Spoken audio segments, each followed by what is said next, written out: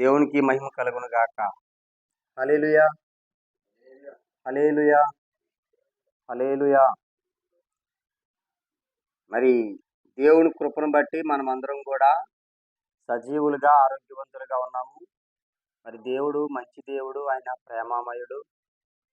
ఆయన ప్రతి ఒక్కరిని పోషించే దేవుడాయన. ఈ భూమి మీద అందరినీ ఎవరికి ఏం కావాలో అన్నీ ఆయన సమకూరుస్తూ ఉన్నాడు. మత్తయి సువార్తలో ఆయన ఏమంటున్నాడంటే, ఆకాశ పక్షులను చూడండి, అవి విత్తవు, కొయ్యవు, కొట్లలో కూర్చుకొనవు, వాటిని పోషిస్తున్నాడు మీ పరలోకపు తండ్రి అని యేసుక్రీస్తు వారు అంటున్నారు. అంటే ఈ పక్షులు ఉన్నాయి కదా, పక్షులు ఏమన్నా ఇల్లు కట్టుకుంటాయా?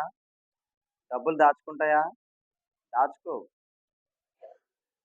కానీ ఈ పక్షులు దేవుడు ఏం చేస్తున్నాడు? పోషిస్తున్నాడు.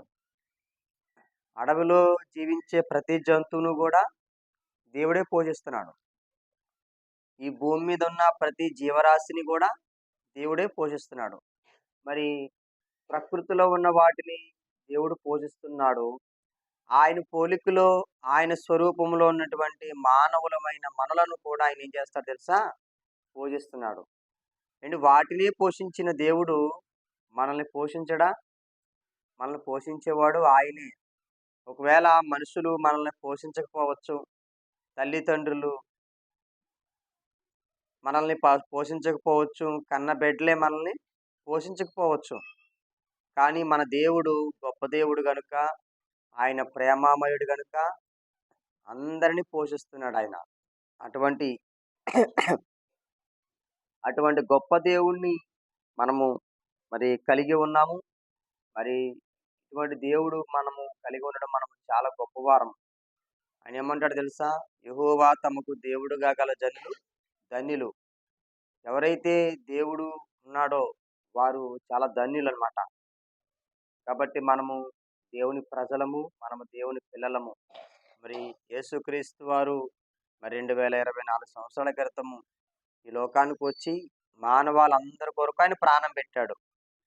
ఆయన ఏమంటున్నాడు? తండ్రి, నేను నీ చిత్తాన్ని నెరవేరుస్తున్నాను.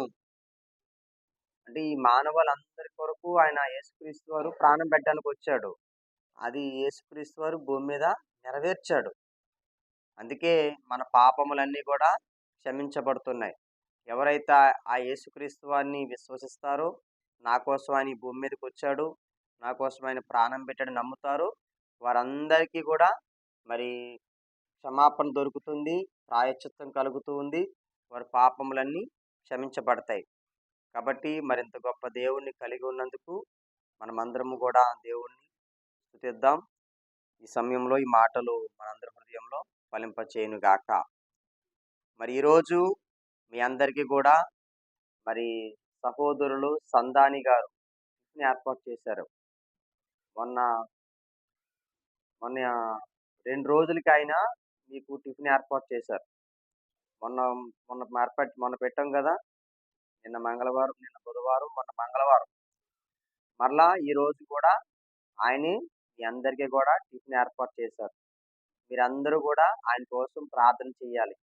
ఆయన బిడ్డల కొరకు, ఆయన భార్య కొరకు, అలాగే ఆయన చేస్తున్నటువంటి ఉద్యోగం కొరకు మీరు ప్రార్థన చేయాలి.